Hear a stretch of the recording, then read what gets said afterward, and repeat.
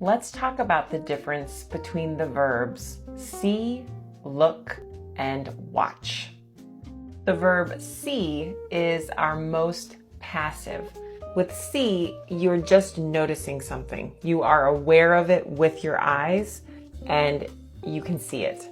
For example, I could say, I see the sun through the window, or I can see my cat sitting on the chair, or can you see Jordan? She's right over there. Look is a little bit more active than see, but it's not quite as active as watch. With look, we are directing our eyes towards something so that we can see it. For example, I looked out the window and saw the sun. Or look, there's Jordan. Can you see her? She's right over there.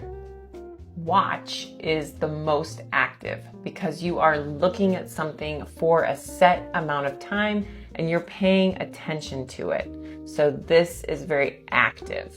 For example, you could say, I'm watching the game, I watched my students take a reading exam, or I watched a movie with Alex last night. Sometimes things can get a little confusing with see and watch.